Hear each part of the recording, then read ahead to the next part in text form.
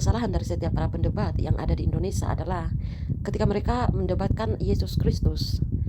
Ketika mereka sedang mendebatkan Yesus Kristus, di satu pihak orang Kristen mereka mengatakan Yesus Kristus itu disalib, mati dan bangkit pada hari yang ketiga. Tetapi entah kenapa ya teman-teman, tiba-tiba ada yang anti dengan statement seperti itu. Padahal berdasarkan eyewitnesses Jesus Christ yang ada di dalam Alkitab, Yesus itu disalib, mati dan bangkit. Tetapi orang-orang tersebut membantah bahwa Yesus itu tidak disalib, tetapi diserupakan dan diangkat ke langit. Ini adalah Isa ya teman-teman, Isa yang ada di dalam Al-Quran.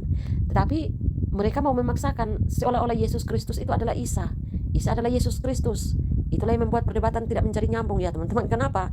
Karena yang dibahas adalah Yesus Kristus, tetapi yang disanggah adalah dengan memasukkan nama Isa. Lah, siapakah Isa yang ada di dalam Al-Quran ini? Isa ya Isa. Jangan samakan Isa dengan Yesus Kristus dong. Inilah kesalahan dari para pendebat itu ya teman-teman. Mereka terlalu memforsir sesuatu dan menempatkan sesuatu yang tidak pada tempatnya. Jadi kacau kan? Kalau bahas Yesus Kristus, ya bahas Yesus Kristus. Jangan larinya ke Isa ya teman-teman. Sedangkan kita lihat secara latar belakang saja Yesus Kristus dan Isa itu berbeda.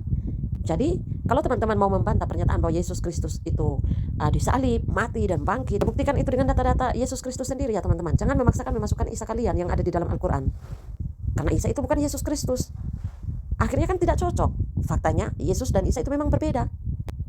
Inilah kebingungan dan kesalahan dari para pendebat yang ada di Indonesia ini. Mereka terlalu cepat membuat konklusi tanpa mencari tahu latar belakang Yesus Kristus dan Isa itu seperti apa. Akhirnya konklusi mereka ngawur semua.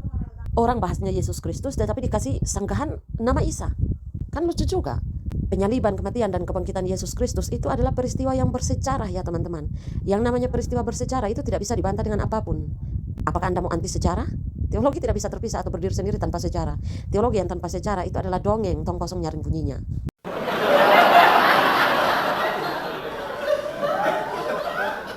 Yesus Kristus itu disalib, mati dan bangkit pada hari yang ketiga. Tetapi mereka mau membuktikan dengan Isa yang diserupakan dan diangkat ke langit.